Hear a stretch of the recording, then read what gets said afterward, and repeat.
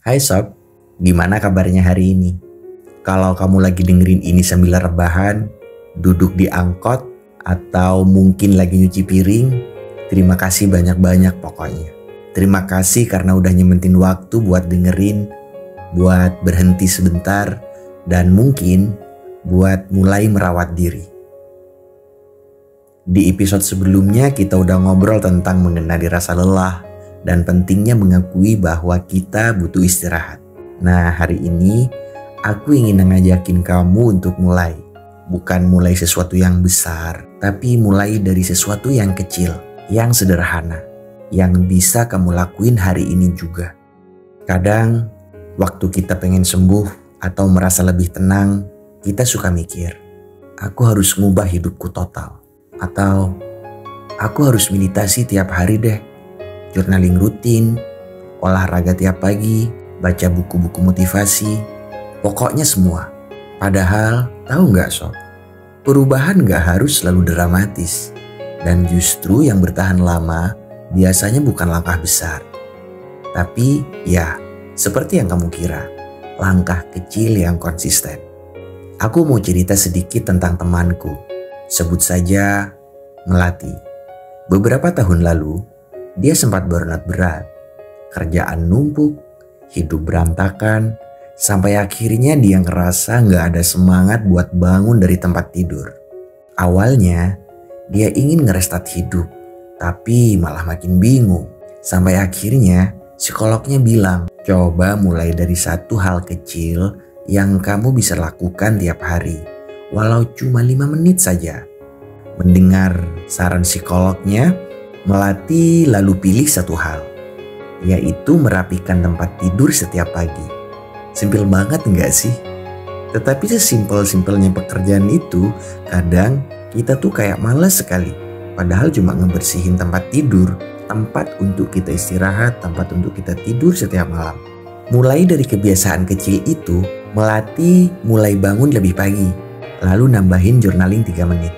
Ditambah mulai belajar masak makan siang sendiri seminggu sekali.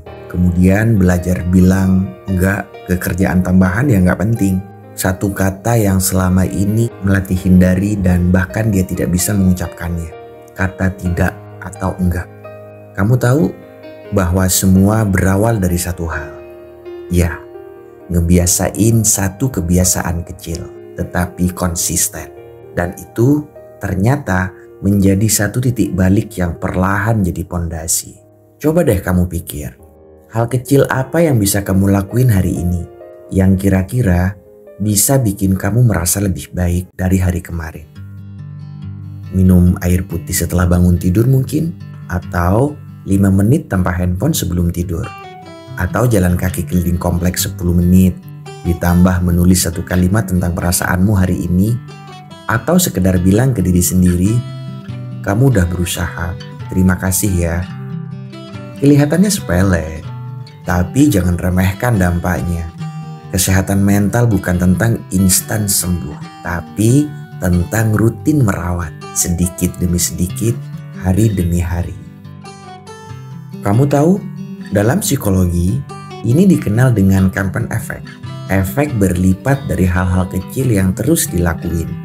Sama kayak tetesan air yang lama-lama bisa melubangi batu. Begitu juga dengan usahamu. Kecil, tapi konsisten dan penuh niat. Jangan tunggu kamu siap 100% dulu. Karena terkadang, satu langkah kecil itu justru yang bikin kita jadi siap, bahkan lebih siap. Baiklah, hari ini kamu gak harus mengubah hidupmu total. Kamu gak harus langsung sembuh hari ini juga. Tapi, kalau kamu bisa lakuin satu hal kecil aja buat dirimu sendiri, bagiku itu udah langkah besar. Dan aku di sini, dukung kamu. Kamu nggak sendirian. Di luar sana masih banyak kok yang seperti kamu. Sebab perjalanan merawat diri itu nggak harus buru-buru, nggak harus tergesa-gesa. Yang penting, kamu terus melangkah pelan-pelan, tapi tetap maju. Sampai ketemu di episode berikutnya, kamu nggak sendirian. Di sana kita akan bahas kenapa kita perlu ruang aman dan bagaimana kita bisa mencari bantuan tanpa merasa malu. Terima kasih ya udah dengerin sampai akhir. Dan jangan lupa, mulailah dari hal kecil. See you